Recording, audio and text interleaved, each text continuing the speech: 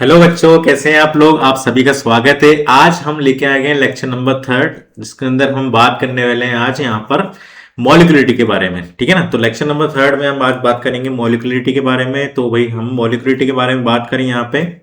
तो सबसे पहले हम बात करें कि मॉलिक्यूलरिटी होती क्या है। ठीक है। तो मॉलिक्यूलरिटी बेसिकली जो होती है, मॉलिक्यूलरिटी होती है कि कितने नंबर ऑफ पार्टिकल एक दूसरे से टकरा रहे हैं। ठीक है ना। अगर एक नंबर ऑफ पार्टिकल है, ठीक है ना, एक पार्टिकल है, एक नंबर ऑफ मॉलिक्यूल्स कितने इसके अंदर, एक है, तो नंबर ऑफ मॉलिक्यूलरिटी कितनी हो जाएगी इसके अंदर, 1 हो जाएगी। तो ये क्या हो जाएगी, यूनिमॉलिक्यूलर हो जाएगा।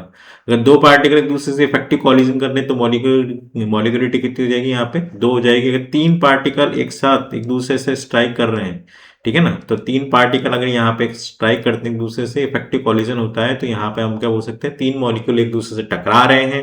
तो तीन मॉलिक्यूल जब एक दूसरे से टकराएंगे तो मॉलिक्यूलरिटी कितनी हो जाएगी उसकी, 3 हो जाएगी। तो यहाँ पे हम बेसिकली डेफिनेशन बोले, बेसिक यहाँ पे क्या बोलती है, total number of molecules, atoms और ions reacting species participating in elementary reaction is called as molecularity of reaction. भाई कितने नंबर ऑफ मॉलिक्यूल पार्टिसिपेट कर रहे हैं हमारे, ठीक है ना, एलिमेंट्री रिएक्शन के अंदर, टोटल नंबर ऑफ मॉलिक्यूल्स हो गए या एटम्स हो गए या फिर आयंस हो गए, रिएक्टिंग स्पीशीज जो है पार्टिसिपेट करेंगे एलिमेंट्री रिएक्शंस के अंदर, उसी को क्या बोलेंगे, उसकी मॉलिक्यूलरिटी ऑफ द रिएक्शन। ठीक है ना। जितने मॉलिक्यूल हम यहाँ पर एटम बोले या फिर मॉलिक्यूल्स बोले या फिर आयंस बोले अपन, वो एक दूसरे रिएक्टिंग स्पीशीज जब यहाँ पर पार्टिसिपेट करेंगे जितने एलिमेंट्री रिएक्शन में, उसी को क्या बोल रहे हैं, उसकी मॉलिक्यूलरिटी बोल रहे हैं। ठीक है ना। तो जैसे कि यहाँ पे बेसिकली बोल रहा है NH4NO2 है, यहाँ पे हीट किया तो क्या बना, N2 प्लस ट्वाइस S2 बना। तो यहाँ पे कितना मॉलिक्यूल है, एक मॉलिक्यूल, ये ए है मॉलिक्यूल, ये देखो, ठीक है ना। क्या बन रहा है, एक मॉलिक्यूल हीट अप किया है, यहाँ पे हीट अप करने से N2 बना और ट्वाइस ऑफ S2 बन गया। तो मॉलिक्यूलरिटी कितनी होगी बेटा, यहाँ पे मॉलिक्यूलरिटी हो गई यहाँ पर 1। ठीक है। जितने नंबर ऑफ मॉलिक्यूल होंगे उतनी क्या हो जाएगी, इसकी मॉलिक्यूलरिटी हो जाएगी। तो एक ही पार्टिकल था, एक पार्टिकल हीट अप करने से N2 plus twice of S2 बन गया, तो मॉलिक्यूलरिटी कितनी होगी, 1 हो गई। अब यहाँ पे ट्वाइस ऑफ एच आई है, ट्वाइस ऑफ एच आई से S2 प्लस I2 बनता है। ठीक है ना। तो ट्वाइस ऑफ एच आई से हीट अप किया अपन ने, तो ट्वाइस ऑफ एच आई से हीट करने से क्या बना, S2 प्लस I2 बना। तो मॉलिक्यूलरिटी कितनी होगी, 2 हो गई। तो ये क्या हो गया, बाय मॉलिक्यूलर रिएक्शन। क्या हो जाएगी बेटा, इसको क्या बोलेंगे, बाय मॉलिक्यूलर रिएक्शन बोलेंगे। दो मॉलिक्यूल रिएक्ट कर रहे हैं तो बाय मॉलिक्यूलर, एक रिएक्शन यहाँ पे है, रिएक्टेंट है, तो यहाँ पे क्या बोलेंगे इसको, यूनिमॉलिक्यूलर। ठीक है ना। तो यहीं से हमें इसको देख के बोलना है। ठीक है, कितने नंबर ऑफ रिएक्टिंग स्पीशीज यहाँ पर है। ठीक है।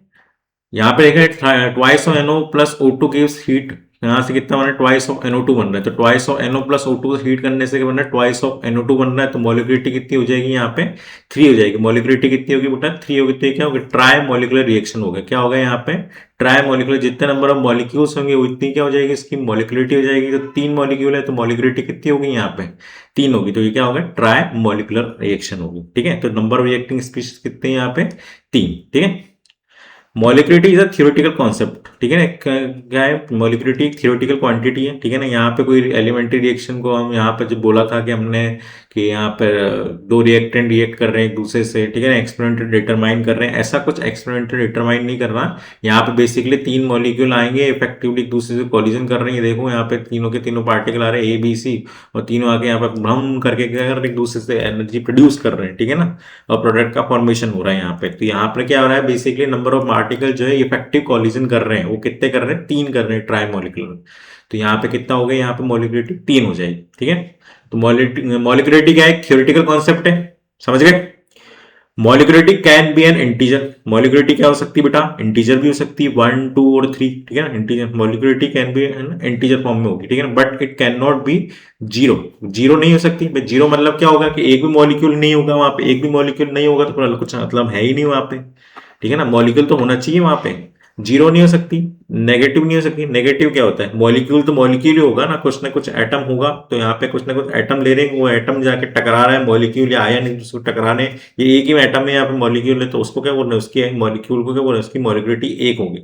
जितना मतलब उसका स्टाइकोमेट्री आगे लग रहा होगा उतना ही क्या हो जाएगी, उसकी बेटा मॉलिक्यूलरिटी हो जाएगी। ठीक है ना। तो जीरो तो हो नहीं सकती, ठीक है, ना ही नेगेटिव हो सकती, और ना ही फ्रैक्शनल फॉर्म में एटम। ऐसा होता है कि आधा एटम तो आगे टकराएगा नहीं। कितना होगा उसके अंदर, या तो जीरो नहीं हो सकता, ना नेगेटिव हो सकता है, ना ही फ्रैक्शनल। तो कितना हो सकता है, पूरा मॉलिक्यूल हो सकते हैं, 2 मॉलिक्यूल हो सकते हैं, 3 मॉलिक्यूल हो सकते हैं। तो उसकी मॉलिक्यूलरिटी उसके बेसिस पे हम यहाँ पे डिफाइन कर सकते हैं। In elementary reaction molecularity is equals to its order. ठीक है। एलिमेंट्री रिएक्शन के अंदर क्या हो जाएगा, एलिमेंट्री रिएक्शन देखिए उसी के बराबर हो जाएगी, उसकी क्या मॉलिक्यूलरिटी हो जाएगी। ठीक है ना। तो in elementary reaction molecularity is equal to its order. क्या हो जाएगा एलिमेंट्री रिएक्शन के अंदर जो मॉलिक्यूलरिटी किसके बराबर हो जाएगी, ऑर्डर के बराबर हो जाएगी। किसके बराबर हो जाएगी बेटा, ऑर्डर के बराबर, ठीक है ना। एलिमेंट्री कोई भी रिएक्शन दे रखी है तो उसकी मॉलिक्यूलरिटी किसके बराबर है, उसके ऑर्डर के बराबर होगी। जितने नंबर मॉलिक्यूल होंगे उतने क्या हो जाएंगे एलिमेंट्री रिएक्शन के अंदर उसके ऑर्डर के बराबर हो जाएंगे, ठीक है। तो बोला एलिमेंट्री रिएक्शन दे रखी है A + B गिव्स C, ठीक है ना। यहाँ पे मॉलिक्यूल कितने हैं, 2 मॉलिक्यूल, तो मॉलिक्यूलरिटी भी कितनी हो गई यहाँ पे 2। और यहाँ पे एलिमेंट्री रिएक्शन दे रखी है तो एलिमेंट्री रिएक्शन के बेसिस मॉलिक्यूलरिटी तो 2 हो ही गई। थ्योरेटिकल कॉन्सेप्ट है, ऑर्डर भी कितना हो जाएगा यहाँ पे 1 + 1 कितना हो जाएगा 2 हो जाएगा। तो ऑर्डर भी 2 हो गया और मॉलिक्यूलरिटी भी 2 हो गई। तो एलिमेंट्री रिएक्शन के अंदर मॉलिक्यूलरिटी और किसके बराबर हो जाएगी, ऑर्डर के बराबर हो जाएगी, ठीक है ना। चलिए, in complex reaction molecularity of each step of reaction is defined separately. क्या बोल रहा है, अगर कोई कॉम्प्लेक्स रिएक्शन दे रखी है या फिर कंपोजिट रिएक्शन दे रखी है, तो मतलब कॉम्प्लेक्स रिएक्शन या कंपोजिट रिएक्शन दे रखी है वहां पर, तो हम क्या बोल सकते हैं कि भाई A + B गिव्स F, ठीक है ना। तो यहां से A + B gives C, C + D gives E, E gives F, ठीक है ना। तो ये 3 स्टेप में रिएक्शन हुई है, 1 हो गया, ये 2 हो गया, ये 3 हो गया। तीन स्टेप में रिएक्शन कंप्लीट हो रही है, तो कॉम्प्लेक्स रिएक्शन। तो कॉम्प्लेक्स रिएक्शन 3 स्टेप में रिएक्शन कंप्लीट होगी, तो हर स्टेप की मॉलिक्यूलरिटी अलग अलग होगी, ठीक है ना। तो इसकी मॉलिक्यूलरिटी कितनी होगी बेटा, 2 हो गई मॉलिक्यूलरिटी। इसकी भी मॉलिक्यूलरिटी कितनी होगी यहाँ पे 2 हो गई। इसकी मॉलिक्यूलरिटी कितनी होगी यहाँ पे, इसकी 1 होगी। जितने नंबर ऑफ रिएक्टिंग स्पीशीज है वही क्या हो जाएंगे, उसकी मॉलिक्यूलरिटी हो जाएगी, ठीक है। थ्योरेटिकल कॉन्सेप्ट है, थ्योरेटिकली हम देख सकते हैं अपने आंखों से कितने कितने यहाँ पे नंबर ऑफ रिएक्टिंग स्पीशीज है। Total molecularity of complex reaction is meaningless, ठीक है ना। टोटल मॉलिक्यूलरिटी नाम की कोई भी चीज नहीं होती, ठीक है ना। Total molecularity of complex reaction is meaningless. यहाँ पे टोटल मॉलिक्यूलरिटी जो होती है कॉम्प्लेक्स रिएक्शन का, उसको निकालने का कोई मतलब नहीं है, वो मीनिंगलेस चीज है, ठीक है ना। In complex reaction molecularity of step mechanism is defined separately, ठीक है ना। हमने सेपरेटली निकाल लिया इसका। टोटल मॉलिक्यूलरिटी नहीं बोल सकते कि भैया 2 + 2 + 1 कितना हो गया, मॉलिक्यूलरिटी ओवरऑल 5 आ गई। जैसे ऑर्डर बोलते थे वैसे यहाँ पे मॉलिक्यूलरिटी के बराबर नहीं बोल सकते। In complex reaction generally molecularity of slowest step is same as order. Complex reaction के अंदर जनरली जो होता है मॉलिक्यूलरिटी ऑफ स्लोएस्ट स्टेप जो है किसके बराबर है, सेम एज ऑर्डर के बराबर होगी। क्या बोल रहा है, कॉम्प्लेक्स रिएक्शन के अंदर generally molecularity of slowest step, जो स्लोएस्ट स्टेप की मॉलिक्यूलरिटी होगी, ठीक है ना, इज सेम एज ऑर्डर, उसके ऑर्डर के बराबर होगा of reaction which can be consider as molecularity of reaction except when slowest step contain intermediate, ठीक है ना।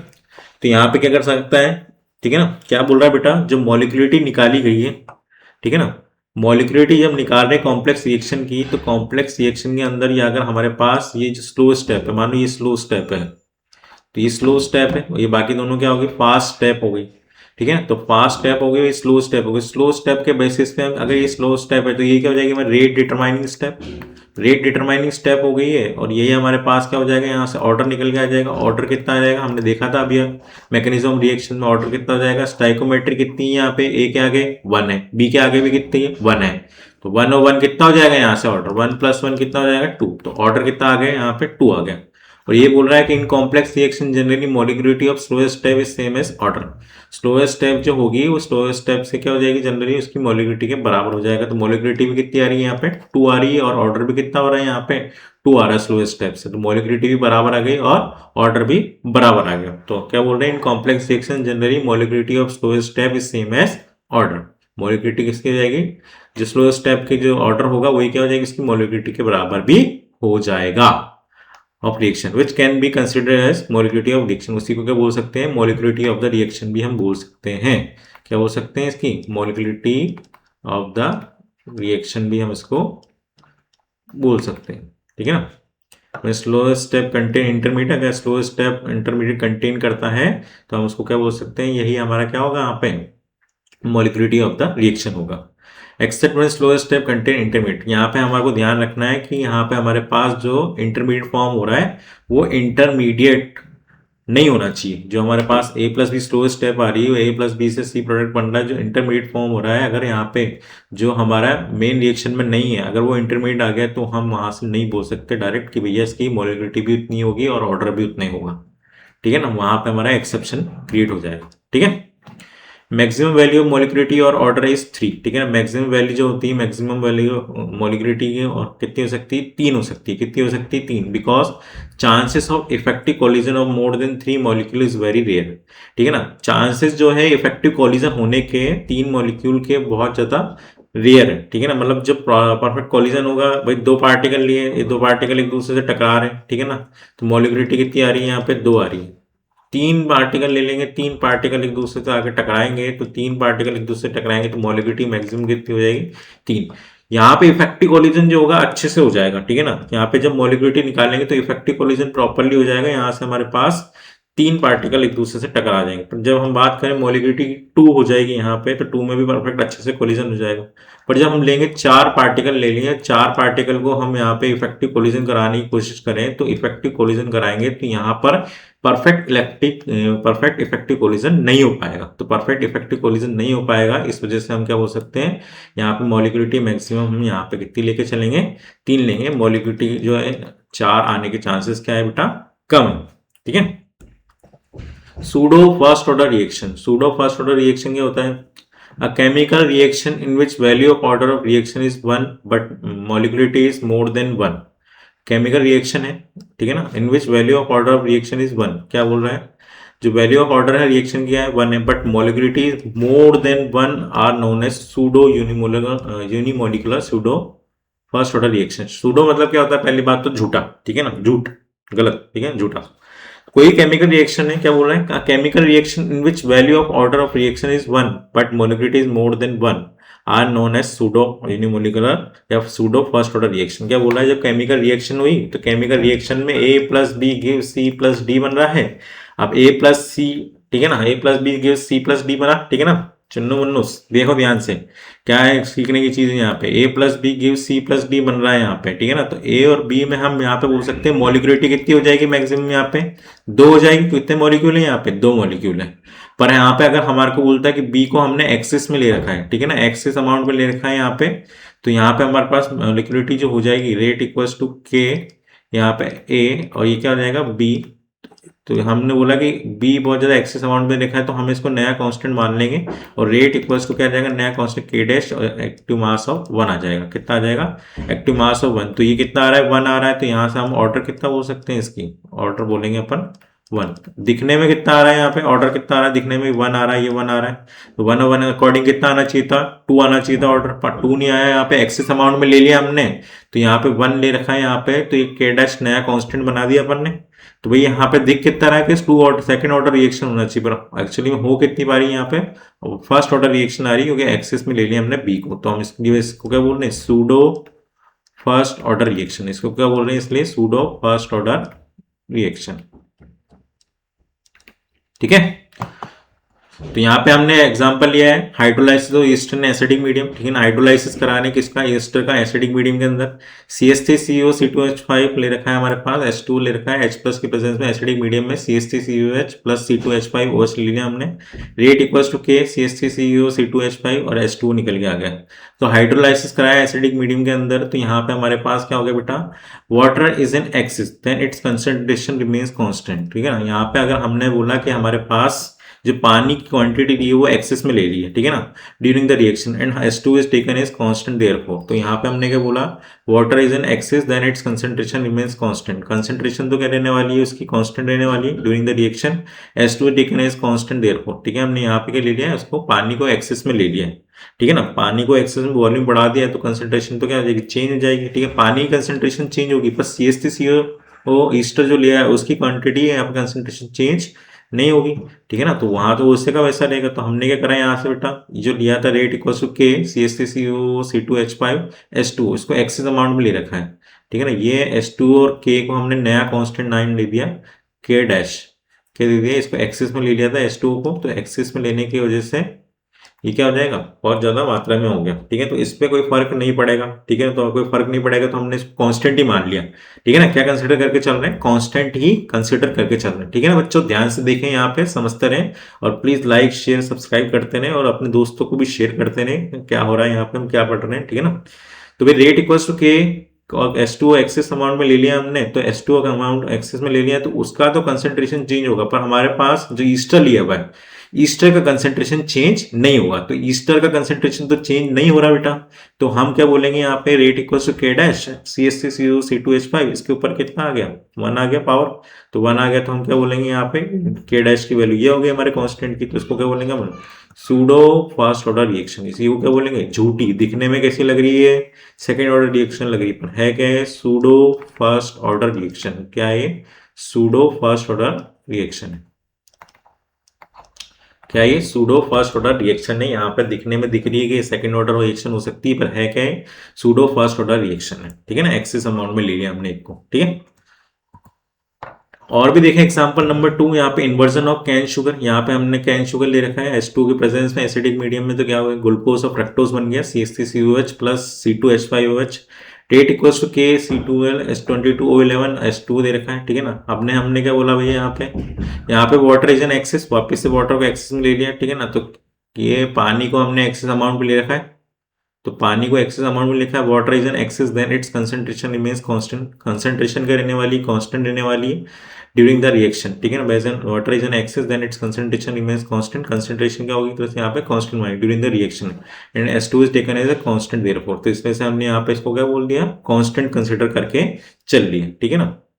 तो रेट इक्वल्स टू के डैश, यहाँ पे हमारे पास नया कांस्टेंट बना दिया के डैश की वैल्यू के H2 आ गया यहाँ पे, तो रेट इक्वल्स टू के डैश C12 H22O11 आ गया। Reactant taken in excess can't affect order of the reaction, यहाँ पे हमारे पास हम अगर पानी की कंसंट्रेशन को बढ़ा दें घटा दें तो उसका वॉल्यूम तो चेंज हो रहा है, वॉल्यूम चेंज हो गया है तो बहुत ज़्यादा एक्सेस अमाउंट में ले लिया है, तो हमने उसको कांस्टेंट कंसीडर करके चल रहे हैं, ठीक है ना।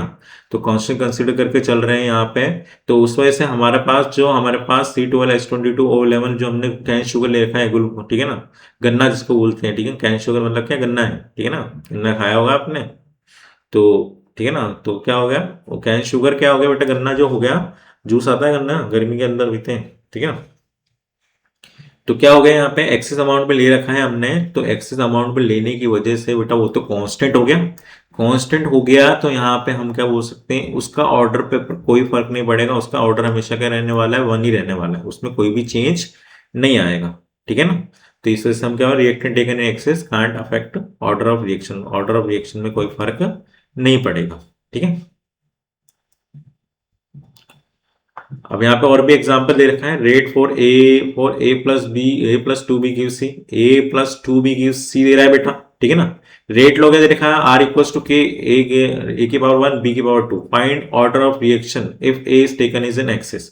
क्या बोल रहा है ऑर्डर ऑफ रिएक्शन निकालना, R equals to K A की पावर 1 और बी की पावर कितना हो गया यहाँ पे 2 ले रखा है, ठीक है ना। अब क्या बोल रहा है ऑर्डर ऑफ रिएक्शन निकालना है, ए इज टेकन एक्सेस, ए को एक्सेस में मान लिया, तो एक्सेस में मान लिया बेटा, तो ये तो नया कांस्टेंट हो जाएगा रेट इक्वल्स टू के डैश और बी की पावर कितना हो गया यहाँ पे 2, तो यहाँ पे कितना हो गया 2 आ गया, तो ऑर्डर ऑफ रिएक्शन कितनी आ गई यहाँ से सूडो सेकंड ऑर्डर रिएक्शन, क्या हो जाएगी सूडो सेकंड ऑर्डर रिएक्शन हो जाएगी। दिखने में क्या आ रही है बेटा थर्ड ऑर्डर रिएक्शन आ रही है, पर दिख क्या रही है यहाँ से सूडो सेकंड ऑर्डर रिएक्शन, क्योंकि यहाँ पे हमने एक और क्या मान लिया एक्सिस मान लिया, तो कांस्टेंट की तरफ बिहेव करेगा, ठीक है ना। चलिए आगे चलते हैं बेटा, study of different order of reaction, तरह तरह के डिफरेंट ऑर्डर ऑफ रिएक्शन अब यहाँ पे हम देखने वाले हैं, ठीक है ना। डिफरेंट ऑर्डर कौन से होते हैं, जीरो ऑर्डर हो गया, फर्स्ट ऑर्डर हो गया, सेकंड ऑर्डर रिएक्शन हो गया, ठीक है ना। उसके बाद उसकी मॉनिटरिंग वगैरह भी होती है, ठीक है ना, मॉनिटरिंग ऑफ रिएक्शन भी होती है, ठीक है। और उसके बाद हम यहाँ पे बोल रहे हैं तो यहाँ पे nth ऑर्डर तक हम यहाँ पे रिएक्शंस को कैलकुलेट कर सकते हैं, ठीक है, nth ऑर्डर तक हम बात कर सकते हैं। तो सबसे पहले हम बात करने जा रहे हैं जीरो ऑर्डर रिएक्शन की, किसके बारे में बात करेंगे जीरो ऑर्डर रिएक्शन के बारे में। तो जीरो ऑर्डर रिएक्शन बेसिकली क्या होती है बेटा, reaction in which rate of reaction remains independent of concentration of the reactant are said to be zero order reaction. ऐसी रिएक्शन जो इंडिपेंडेंट होती है किसके कंसेंट्रेशन ऑफ रिएक्टेंट के, यानी कि rate equals to K A की पावर जो होगी कंसेंट्रेशन की पावर कितनी हो जाएगी जीरो, जो रेट डायरेक्ट प्रोपोर्शन किसका हो जाएगा के रेट कांस्टेंट के बराबर हो जाएगा, उसी को क्या बोलते हैं जीरो ऑर्डर रिएक्शन बोलते हैं, ठीक है ना। For zero order reaction rate of reaction is equal to rate constant, ये लिखा हमने भी, रेट कांस्टेंट के बराबर हो जाएगा जीरो ऑर्डर रिएक्शन के लिए। Zero order reaction are relatively uncommon but they occur under a special condition. Zero order reaction जो है रिलेटिवली क्या है, अनकॉमन है, but they occur under a special condition ना। जीरो ऑर्डर रिएक्शन होना कोई मतलब आसान बात नहीं है कि भाई हर कहीं दिखने को मिलती है आपको, ठीक है ना। ये क्या है, special type of order of reaction है, ठीक है ना। तो ये अनकॉमन है, हर जगह देखने को आपको नहीं मिलेगी, ठीक है ना। Some enzyme catalyze reaction are reactions which occur on metal surface are a few example of zero order reaction, ठीक है। कुछ एंजाइम कैटलाइज रिएक्शन जो होगी जिसके अंदर एंजाइम के अंदर कैटलिस्ट डाला हुआ है अपन ने, उस तरह की रिएक्शंस होगी, ठीक है ना। यहाँ पे reaction which occur on metal surface, metal surface के ऊपर आके रिएक्शन गैसेस को क्या करवाएंगे पर हाई प्रेशर टेम्परेचर दे के वहां पे हम क्या करेंगे, गैस को एब्जॉर्ब कराएंगे। तो वो भी क्या है, जीरो ऑर्डर रिएक्शन का कुछ एग्जाम्पल है, ठीक है ना। तो ये बोल रहा है which occur on metal surface are a few example of zero order reaction, वो कुछ एग्जाम्पल है जीरो ऑर्डर रिएक्शन के, ठीक है। Study of different order of reaction, different order of reaction mark करें यहाँ पे। तो ये एग्जांपल है कुछ जीरो ऑर्डर के, H2 plus Cl2 is twice of HCl, ठीक है ना। ट्वाइस ऑफ NH3, देखो ये अमोनिया गैस को प्लेटिनम सरफेस पे हीट करके क्या करा गया, इसके ऊपर डाला गया हाई प्रेशर से। तो ये भी एग्जांपल हो गया यहाँ पे हमारे पास, ठीक है ना, zero order reaction. Dissociation of HI on gold surface, ठीक है, गोल्ड सरफेस पे हमने HI गैस को डाला, ठीक है ना, हाई प्रेशर से, टेम्परेचर से। तो ये एग्जांपल है किसका हमारे पास, ये एग्जांपल है जीरो ऑर्डर रिएक्शन का। Adsorption of gas in metal surface, ठीक है ना, एड्जॉर्प्शन होता है मेटल सरफेस पे किसका, गैसेस का। तो वो भी क्या है, हमारे एग्जांपल है किसका बेटा, वो हमारे एग्जांपल है हमारे जीरो ऑर्डर रिएक्शन का।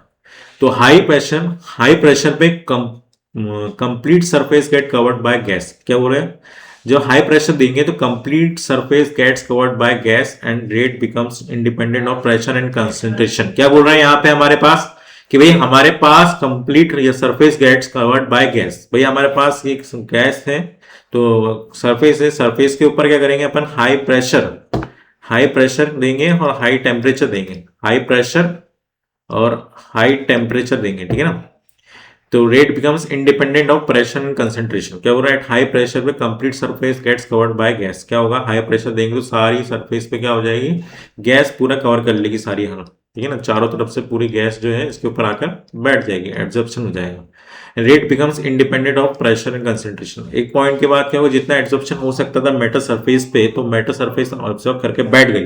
अब एब्जॉर्ब करने के बाद में यहाँ पे हमने गैसेस डाल रहे हैं, हाई प्रेशर डाल रहे हैं, ठीक है ना। हाई प्रेशर की मदद से हमने गैस जितना एब्जॉर्ब हो सकती थी सरफेस एरिया पे, वो एब्जॉर्ब होकर बैठ गई। पर एक सरफेस होने के बाद अब उसके अंदर कितने प्रेशर से गैस डालते रहो, प्रेशर डालते रहो वहां उसके अंदर पिस्टन के अंदर से, अब वो गैस उसके ऊपर एब्जॉर्ब नहीं होगी। तो उसी रिएक्शंस को क्या बोल रहे हैं अपन यहाँ पर, जीरो ऑर्डर रिएक्शन, ठीक है ना। प्रेशर पर डिपेंड कर रही है ना ही कंसेंट्रेशन में, उसको क्या बोले हम यहाँ पर जीरो ऑर्डर रिएक्शन बोल रहे हैं, ठीक है ना। डिफरेंशियल रेट इक्वेशन, भाई डिफरेंशियल रेट इक्वेशन निकालने अपन यहां से, तो क्या बोल रहा है, ए गिव्स प्रोडक्ट दे रहा है यहाँ पे हमारे को। तो t इक्वल्स टू जीरो पे हम बात करें, ये a हो गया, ये जीरो हो गया, डैश हो गया। t equals to T time पे कितना हो जाएगा, a माइनस एक्स हो गया, ये कितना हो जाएगा, x अमाउंट हो जाएगा, ठीक है ना। रेट हमने सीखा था वहां पर, रेट ऑफ रिएक्शन, तो minus D A by D T, ये दिखा था। ये क्या जाएगा, के एक्टिव मास ऑफ जीरो हो जाएगा। यहाँ पे हमारे पास रेट लॉ भी लिखते हैं, रेट इक्वल्स टू के, ठीक है ना। ए के बराबर कितना हो रहा है, जीरो, तो रेट किसके बराबर हो गया, रेट हो गया के बराबर, ठीक है ना। तो minus D A by D T किसके बराबर हो गया, हमने रेट दोनों से निकाल लिए, दोनों को इक्वल कर दिया, तो minus D A by D T equals to किसके बराबर, के बराबर हो गया। इस डी टी को उधर भेज दें तो क्या हो जाएगा, माइनस डी ए, यहां से ये के डी टी हो गया, के डी टी हो गया। यहाँ पे इंटीग्रेशन लगा दें, जीरो से टी लिमिट लगा लेते हैं, यहाँ से हम ले लेते हैं ए नॉट से ए टी, ठीक है ना, ये लिमिट लगा दी। तो ये क्या आ गया, इंटीग्रेशन करेंगे तो क्या आ जाएगा बेटा, यहाँ पे इस माइनस साइन को भी इधर से मल्टीप्लाई करके इधर भेज देते, तो क्या हो जाएगा, ये ए टी के रेस्पेक्ट में, ठीक है ना, इंटीग्रेशन करेंगे, डी ए के रेस्पेक्ट में इंटीग्रेशन करेंगे तो क्या आ जाएगा, ए आ जाएगा इंटीग्रेशन, और यहाँ पे क्या आ जाएगा, ए टी से लेके कितना आ जाएगा, ए नॉट, ये कितना आ जाएगा, माइनस के टी, ठीक है ना। यहाँ पे आ गया, अब इसके अंदर वैल्यू पुट कर देते तो क्या हो जाएगा, A T minus A not equals to minus K T. तो ए टी इक्वल्स टू कितना हो जाएगा, यहाँ से ये ए नॉट माइनस के टी। तो ये हमारे पास इक्वेशन बन के आ गई किसकी, जीरो ऑर्डर रिएक्शन की इक्वेशन बन के आ गई, A T equals to A not minus K T, ठीक है ना। ये इक्वेशन हमारी निकल कर आ गई। कैलकुलेशन ये आ गया, देखो यहाँ पे सबको सब बता रखा है कि minus D A by D T के इक्वल्स टू ए नोट के बराबर जीरो के एल के बराबर हो गया, minus D A equals to K D T. ठीक है, इंटीग्रेशन लगाया यहाँ पे तो क्या होगा माइनस एटी, डेफिनेट इंडेफिनेट तरीके से मैंने डेफिनेट वे में बताया, इंडेफिनेट वे में यहाँ पे माइनस एटी आ जाएगा। यहाँ पे इंटीग्रेशन यहाँ पे के टी टी के एक्सपेक्ट निकालना, के टी प्लस सी आ गया, T equals to zero time पे कितना हो जाएगा ये एटी ए नोट के बराबर हो जाएगा, इनिशियल कंसेंट्रेशन के बराबर। तो यहाँ पे हम वैल्यू पुट कर देंगे, एटी की जगह कितना पुट कर देंगे ए नोट पुट कर देंगे, के टाइम जीरो हो गया, सी की वैल्यू निकल जाएगी माइनस ए नोट। उसके बाद यहाँ पे पुट कर देंगे तो क्या आ जाएगा, इस इक्वेशन की सी की वैल्यू निकल के आएगी, इस वाले वैल्यू में सी की वैल्यू पुट कर देंगे तो क्या आ जाएगा minus eighty equals to K T minus A note. तो ये क्या हमारे पास इक्वेशन बन के आ गई, A T equals to A not minus K T, जो हमने उधर से निकाली थी। ठीक है, इंटीग्रेटेड रेट इक्वेशन है, क्या बोलते हैं इसको, इंटीग्रेटेड रेट इक्वेशन। ठीक है ना, ये हमारे पास ग्राफ बन गया, एटी वर्सेस टी का ग्राफ बना है, तो y इक्वल्स टू ये y एक्सिस पे एटी आ गया, ये हमारे पास c इंटरसेप्ट आ गया माइनस एम एक्स आ गया, x पे टाइम ले लिया हमने, m क्या है हमारे पास इंटरसेप्ट है, स्लोप कितना आ रहा है नेगेटिव आ रहा है, तो स्लोप कितना आ जाएगा माइनस किया जाएगा। तो हमारे पास जो ग्राफ आ रहा है y को c minus M X, slope negative आ रहा है तो स्ट्रेट लाइन को डिफाइन कर रहा है, तो स्ट्रेट लाइन को डिफाइन कर रहा है तो y को c माइनस एम एक्स यहाँ पे हमारे पास ग्राफ बन जाएगा। ठीक है ना, study of different order of reaction, यहाँ पे हम बात करें एटी जो हो जाएगा concentration of reactant at time T. ठीक है ना, कंसंट्रेशन जो है टी टाइम पे ले रखा है, और लेफ्ट अमाउंट ऑफ रिएक्टेंट कितना बच जाएगा। ठीक है ना, ए माइनस एक्स अमाउंट बचेगा, A naught initial concentration of reactant कितना होगा ए होगा, भाई हमने अभी बोला था ए गिव्स प्रोडक्ट, तो टी इक्वल्स टू जीरो पे हमने लिया तो कितना आ रहा था ये भाई ए आ रहा था। ठीक है ना, ये कुछ भी नहीं था, T equals to T time पे कितना हो जाएगा ये ए माइनस एक्स, और ये कितना हो जाएगा एक्स, तो ए माइनस एक्स अमाउंट बच गया टी टाइम पे। ठीक है ना, initial concentration T equal zero पे कितना था ए था। ठीक है ना, A not minus A T equal to K T. ठीक है ना, हमने के की वैल्यू निकाल ली, A not minus A T upon T कर दिया तो कितना हो जाए A minus X upon T, तो ए माइनस एक्स ए और ए माइनस एक्स कर दिया, तो यहाँ से हम कैलकुलेट करेंगे तो क्या हो जाएगा ए और ये कैंसिल हो जाएगा, माइनस माइनस प्लस हो जाएगा तो एक्स अपॉन टी आ जाएगा, एक्स की वैल्यू कितनी हो जाएगी के टी आ जाएगी, किसके बराबर जाएगी एक्स की वैल्यू के टी के बराबर कंज्यूम कंसेंट्रेशन ऑफ रिएक्टेंट, इतना कंसेंट्रेशन उसने कंज्यूम्ड किया है, एक्स अमाउंट जो निकल रहा है हमारा, ये एक्स अमाउंट जो आ रहा है, एक्स अमाउंट कितना कंज्यूम किया है, x equals to K T amount इसने कंज्यूम किया है। ठीक है, कंज्यूम कंसेंट्रेशन ऑफ रिएक्टेंट, इतना कंज्यूम कर रहा है यहाँ पे रिएक्टेंट की कंसेंट्रेशन को। ठीक है ना, कंज्यूम कंसेंट्रेशन ऑफ रिएक्टेंट। ठीक है, ये ग्राफ बना रखा है बेटा,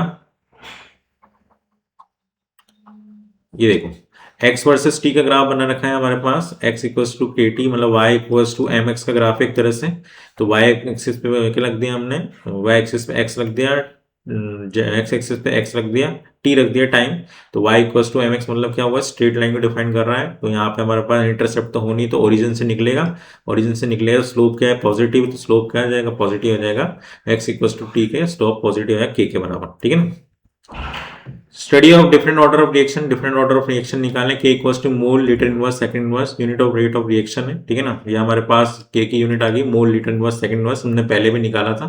ठीक है ना, किस तरह से unit of rate of constant निकाल सकते हैं यहाँ पे, के की जीरो ऑर्डर रिएक्शन के लिए हम यहाँ पे इसको कंसिडर कर सकते हैं। ठीक है ना, टी फ्रैक्शन और टी एक्स कितना अमाउंट में हमारे पास कुछ फ्रैक्शन में हमें बात करनी है तो कितना बोल सकते हैं, the time in which x fraction of initial amount of reactant is consume is called fraction life.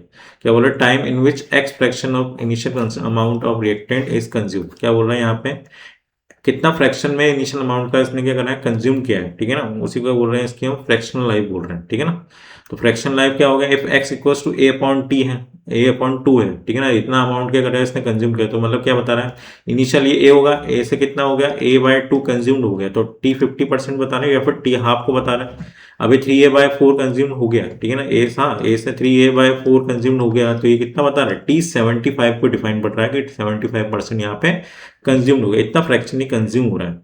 7a/8 बोल रहा है यहाँ पे, तो एक्स अमाउंट जो कंज्यूम हुआ है यहाँ पे ए से कितना हो गया अमाउंट कंज्यूम 7a/8, तो कितना मतलब हो गया इसका मतलब टी 87.5% हो गए, इतना अमाउंट इसने कंज्यूम कर लिया।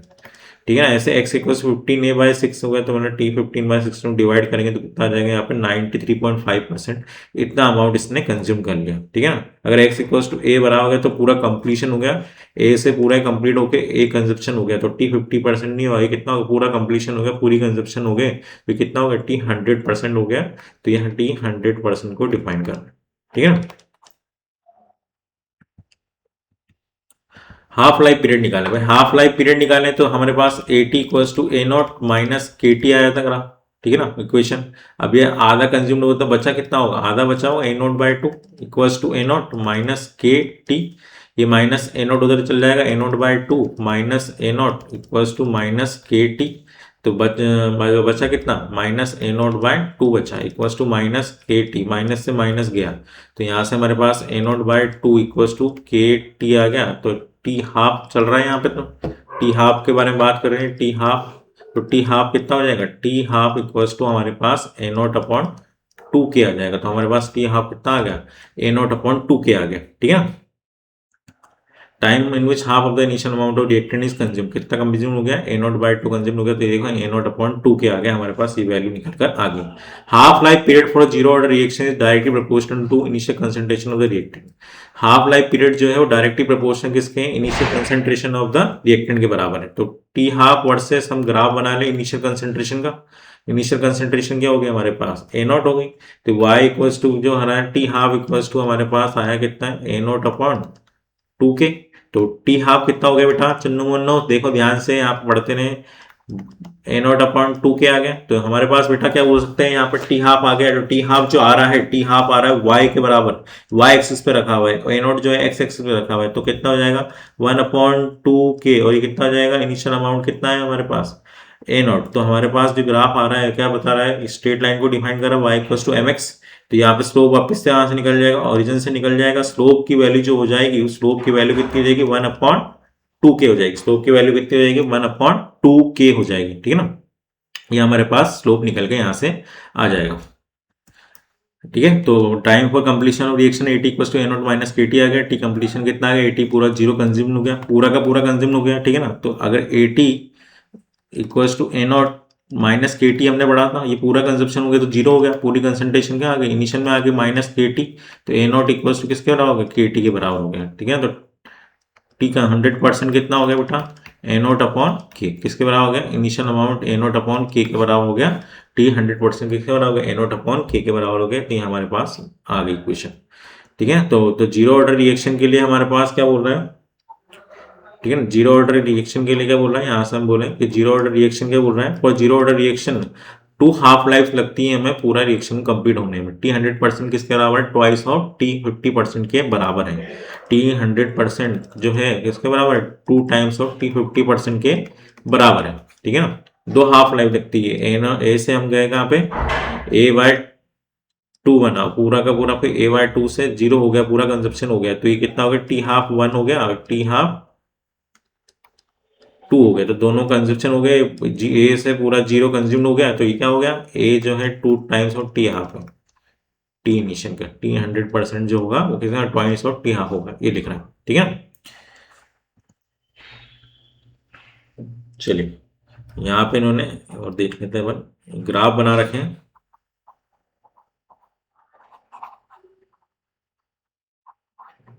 चलिए बच्चों देखो यहाँ पे क्या बोल रहा है, यहाँ पे कि भाई यहाँ पे हमारा रेट वर्सेस कंसंट्रेशन ग्राफ बना रखा है। तो रेट वर्सेस कंसंट्रेशन ग्राफ बनाया है, तो रेट वर्सेस कंसंट्रेशन हो गई क्या, रेट वर्सेस कंसंट्रेशन। तो हमारे पास जीरो ऑर्डर की बात कर रहे थे, तो हमारे पास रेट इक्वल्स टू के बराबर आ रही थी, तो कांस्टेंट हो गई रेट, है ना। तो कंसंट्रेशन की वैल्यू नहीं आई, तो के की वैल्यू, ए की वैल्यू कितनी आ रही थी, जीरो आ रही थी ना।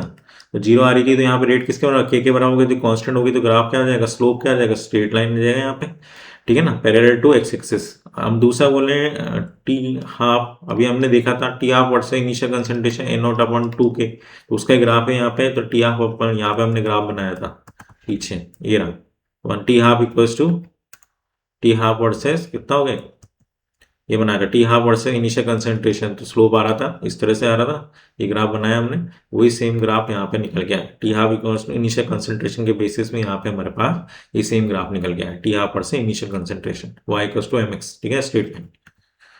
चलिए ये हो गया हमारा जीरो ऑर्डर। कुछ क्वेश्चंस देखते हैं अपन।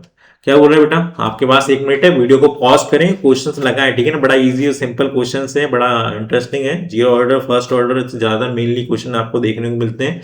और हमारे पास आगे हम और आगे चलेंगे तो हमारे पास आरएनएस इक्वेशन वगैरह आएगी, उस इक्वेशन से हमारे पास क्वेश्चन देखने को मिलते हैं। तो वहाँ पे हम थोड़ा फोकस ज़्यादा करेंगे, वहाँ पे थोड़ा न्यूमेरिकल ज़्यादा करेंगे, तो हमारा क्वेश्चंस जो आने के चांसेस, ठीक है ना, जो हमारे क्वेश्चन सॉल्व होने के जेई के अंदर क्वेश्चन आने वाले हैं, उनको यहाँ पे नीट के अंदर भी क्वेश्चन आने वाले हैं, वो आसानी से क्वेश्चन वहाँ पे सॉल्व हो जाएंगे।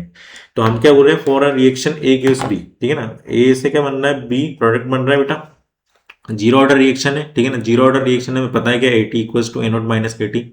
इनिशियल कंसेंट्रेशन ए की कितनी रखी है, 0.01 molar, T equals to zero पे कितना रहेगा, 0.01 मोलर दे रखा है। And concentration of A after 10 second is equal to 0.08 molar. T equals to 10 second के अंदर यहाँ पे हमारे पास कितना हो गया, 0.08 मोलर आ गया, ये जीरो हो गया, ठीक है ना।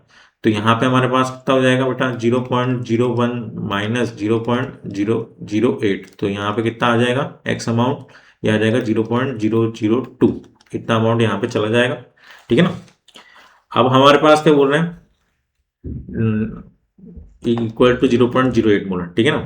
क्या बोल रहा है, concentration of A after 10 second is equal to कितनी है, कंसेंट्रेशन ऑफ जो ए है वो कितनी है, 10 सेकेंड के बाद कितनी, 0.08 मोलर के बराबर है।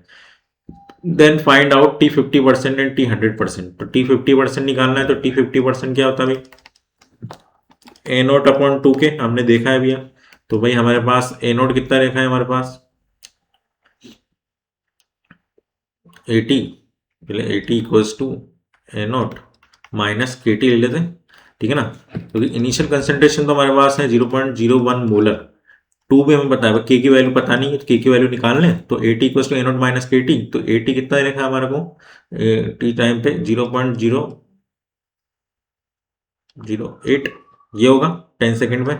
यहाँ पे इनिशियल कंसेंट्रेशन कितनी है, 0.01 मोलर माइनस के, टी कितना है हमारा को, टी हमारा को 10 सेकेंड दे रखा है, ठीक है ना। तो यहाँ से हम क्या करेंगे, इसको उधर लेके जाएंगे, तो 0.08 माइनस 0.01 इक्वल्स टू के 10, तो यहाँ से कितना बचा, 0.002 बचा, डिवाइड बाय 10 कर देंगे, ये के बराबर हो गया, तो के आ गया, तो यहाँ पे कितना आ जाएगा, 10 को ऊपर लेके जाएंगे, तो 2 इंटू 10 के बाद माइनस कितना हो रहा है, 3, ये 10 के बाद माइनस 1 हो गया, ऊपर जाएगा तो इतना हो जाएगा, 2 इंटू 10 के बाद माइनस 4 हो जाएगा, इतना आ गया के की वैल्यू, के की वैल्यू कॉन्स्टेंट की वैल्यू, तो यहाँ वैल्यू पुट कर देंगे 2 इंटू 10 के बाद माइनस 4, ठीक है ना। ये वैल्यू हमने पुट कर दी यहाँ पे। अब हमारे पास क्या हो जाएगा बेटा, ये इसको ले सकते हैं 10 के बाद माइनस 2 लिख दें, और ये कितना हो जाएगा यहाँ पे, ये हो जाएगा 4 इंटू 10 के बाद माइनस 4, ये -4 पर चला जाएगा, तो कितना हो जाएगा यहाँ पे हमारे पास 100 बचेगा, -4 पर जाएगा, प्लस का 4 हो जाएगा, 10 के बाद -2 से 10 के बाद -2 गया, तो कितना बचा यहाँ पे 100 बचेगा, 100 डिवाइड बाय 4, 100 से 4 गया तो कितना आ जाएगा, 25 आ जाएगा। तो हमारे पास कितना आ जाएगा, टी 50% कितना आ गया बेटा, टी 50% आ गया हमारे पास 25 सेकेंड्स आ गए, ठीक है ना। और टी 100% निकालने, तो टी 100% का फॉर्मूला क्या था, टी 100% जो हो जाएगा हमारे पास वो ए नोट अपॉन के बराबर थे। इनिशियल कंसेंट्रेशन कितनी है, 0.01 अपॉन के की वैल्यू कितनी है, के की वैल्यू 2 इंटू 10 के बाद माइनस 4, तो यहाँ से हमारे पास यह हो जाएगा कितना, 100/2, तो कितना आ जाएगा यहाँ पे 50 सेकेंड, कितना आ जाएगा 50 सेकेंड आ जाएगा, कितना आ जाएगा, टी 50% तो आ गया 25 सेकेंड, और टी 100% कितना आ जाएगा, 50 सेकेंड आ जाएगा। For a reaction, concentration of reactant is 0.5 molar and after 25 second, then find out initial concentration of reactant, K दे रखा है भाई हमारे को, क्या बोल रहा है, पूरा रिएक्शन दे रखी है, ए से बी प्रोडक्ट मान लेते हैं, ठीक है ना। For a reaction concentration of reactant is 0.5 molar after 25 second, T equals to 0 पे तो हमें पता नहीं कंसेंट्रेशन क्या है हमारी, ठीक है ना, प्रोडक्ट का हमें पता नहीं है। टी इक्वल्स टू 25 सेकंड के अंदर हमारे पास क्या बोल रहा है यहाँ पे, ये कितना हो जाएगा, 0.5 मोलर हो जाएगा, ठीक है ना। अब हमारे को पता नहीं कितना एक्स अमाउंट हुआ होगा जिसमें से कटा होगा यहाँ पे, ठीक है। तो हमारे पास AT equals to A not minus K T, ये होता है फॉर्मूला।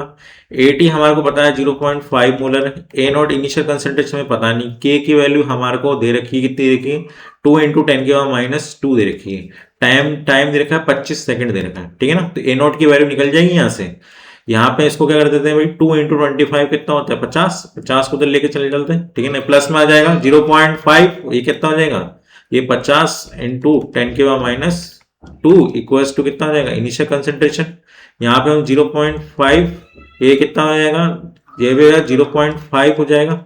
जहाँ पे 2 जीरो हटाएंगे, जैसे 10⁻², हटाएंगे तो क्या हो जाएगा, यहाँ पे 0.5 हो जाएगा इनिशियल अमाउंट। तो ये इनिशियल अमाउंट कितना हो गया यहाँ से, 0.5 प्लस 0.5 मतलब कितना होगा, 1 मोलर आ गया।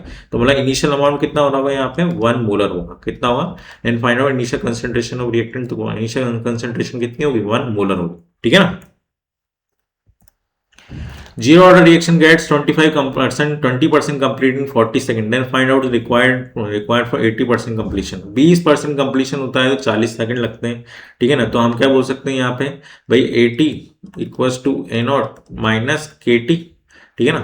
तो ये हमारे पास क्या बोल रहा है कि ए से जा रहा है, प्रोडक्ट जाएगा। ठीक है ना। तो टी इक्वल्स टू 0 पे हमारे पास क्या बोल रहा है यहाँ पे, इनिशियल कंसेंट्रेशन 1 मोलर ले लेते हैं, ये हमें पता है। टी इक्वल्स टू हम बोल रहे हैं यहाँ पे 20% कंप्लीशन हो, तो 1 मोलर का, 1 मोलर का ना 100 बोले, 100 मोलर मान ले, तो 100 मोलर का 20% कंप्लीशन हो गया, तो बचा कितना, 80 मोलर। तो 0.8 मोलर बचेगा। ठीक है ना। ये हमारे पास 0.2 मोलर किसमें चला जाएगा, हमारा चला जाएगा रिएक्टेंट में, प्रोडक्ट में चला जाएगा। तो हमारे पास क्या होगा, 0.8 मोलर आ गया। ठीक है ना। यहाँ हमारे पास इनिशियल कंसेंट्रेशन कितना है, 1 मोलर है। ठीक है ना, माइनस के, और ये कितना है हमारे पास, टाइम देखा है 40 सेकंड। ठीक है ना।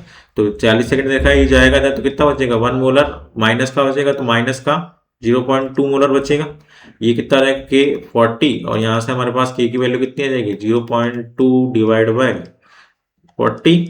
तो हमारे पास के की वैल्यू कितनी आ गई बेटा, इसको हम 10 को इधर ले लें, इसको बोल रहे हैं 0. ये गया 2 टाइम्स, तो कितना हो जाएगा यहाँ से 0.1/0, कितना हो गया, इसको ले लें 2 इंटू 10⁻⁻1, ये कितना हो गया 4 इंटू 10⁻1। ये ऊपर चला जाएगा तो कितना हो जाएगा हमारे पास, कितना होगा 1/2, 1/2 हो गया। तो हमारे पास 10⁻1 माइनस ऊपर जाएगा तो कितना हो जाएगा, ये 0.05। ठीक है ना। इतना हमारे पास आ गया, हमारे पास 0.05 आ जाएगा। ठीक है ना। इतना कंप्लीशन हो जाएगा। अभी बोल रहा है, then find out the time required for 80% completion. 80% completion के लिए कितना आ जाएगा भाई, 80% कंप्लीशन हो रहा है हमारा, तो भाई टी इक्वल्स टू, ये हमारे पास 80% कंप्लीशन करना है, तो 80% कंप्लीशन के लिए कितना हो जाएगा, ये हमारे पास के की वैल्यू आएगी। ठीक है ना। किसकी वैल्यू आई है हमारे पास, के की वैल्यू आई। तो भाई 80% कंप्लीशन हो रहा है, तो 80% कंप्लीशन हो रहा है, तो इनिशियल अमाउंट हमारा पास हो जाएगा 80%, टी इक्वल्स टू 80% कंप्लीशन हो जाएगा यहाँ पे। तो 80% कंप्लीशन हो गया, तो अब ये 0.2 मोलर यहाँ बचेगा, 0.8 मोलर वहाँ चला जाएगा हमारे प्रोडक्ट में। तो भाई हमारे पास 0.2 मोलर है, इनिशियल कंसेंट्रेशन हमारे 1 मोलर है। ठीक है ना। 1 ले लेते हैं, सिर्फ 1 लेते हैं, माइनस के, और टाइम निकालना है, के की वैल्यू कितनी आएगी 0.05, के की वैल्यू निकालनी है हमारे को। तो कितना हो जाएगा 0.8 हो जाएगा, ये -1 बोला जाएगा, ये इधर आ गया, कितना आ गया -0.05 हो गया ये के। तो के की वैल्यू कितनी आ जाएगी 0.8 अपॉन 0.05, यानी कि के इक्वल्स टू कितना होगा 8 इंटू 10⁻⁻1, और ये हो जाएगा 5 इंटू 10⁻²। ठीक है ना। तो यहाँ से हम इसको सिंप्लीफाई करेंगे, 10⁻³ हो जाएगा ये ऊपर। ठीक है ना। तो यहाँ पे हम इसको 10⁻² ही बना लेते हैं, तो ये 80 हो जाएगा यहाँ पे, 80 डिवाइड बाय 5, तो कितना हो जाएगा यहाँ पे, के की वैल्यू आ जाएगी हमारे पास, सॉरी के की वैल्यू नहीं, टाइम आएगा, टाइम, टाइम निकाल रहे हैं हम, टाइम, 80% कंप्लीशन का टाइम। तो यहाँ पे कितना हो जाएगा 80 डिवाइड बाय 5, तो 80 डिवाइड बाय 5 होता है आई थिंक 16। तो कितना हो जाएगा 16 सेकंड लगेंगे हमारे पास, तो 16 सेकंड के अंदर ये 80% का कंप्लीशन हो जाएगा। ठीक है ना। If time for 75% completion is 5 minute, ठीक है ना, time for 75% completion is 5 minute दे रखा है, zero order reaction, then T 50% कितना हो जाएगा भाई, टी 50% कितना होगा, if time for 75% is 75 minute. अब वो ये ए से जी प्रोडक्ट, ठीक है ना। अब ये वाला टी इक्वल्स टू 0 पे 1 मोलर ले लिया अपन, नहीं कुछ भी नहीं था, टी इक्वल्स टू 75% कंप्लीशन हो रहा है यहाँ पे 5 मिनट के अंदर। ठीक है ना। 5 मिनट के अंदर 75, इसको टी इक्वल्स टू 75 मिनट के अंदर 75% कंप्लीशन हो रहा है। तो बच कितना रहा है कि 0.25 बच रहा होगा, और 0.75 मोलर कहाँ चले जाएगा, रिएक्टेंट में चला जाएगा, रिएक्टेंट से प्रोडक्ट में चला जाएगा। ठीक है ना। तो यहाँ पे हम वापस से वही करेंगे, क्या 0.25 molar A not, A T equals to A not minus K T, ये कितना 0.25, इनिशियल कितना है 1 माइनस के टी कितना है हमारे पास 5 मिनट। इसको हम सिंप्लीफाई करेंगे तो 0.75 डिवाइड बाय 5 माइनस, या माइनस का की, ठीक है ना, 5 इधर चले गया तो ये हमारे पास आ जाएगा, ये गया 15 बार, ठीक है ना, 15 बार चला गया तो 0.15 के की वैल्यू आ गई, ठीक है ना, 0.15 आ गई। अब क्या करेंगे अपन यहाँ पे टी 50% निकालेंगे। टी 50% के लिए हम क्या करेंगे बेटा, भाई ए से बी प्रोडक्ट जा रहा था, टी इक्वल्स टू 0 पे 1 molar, T equals to 50% completion, तो मतलब क्या हो जाएगा बेटा, निकालना है हमारे को, ठीक है। तो भाई हमारे पास इनिशियल कंसंट्रेशन में पता 1 मोलर है, माइनस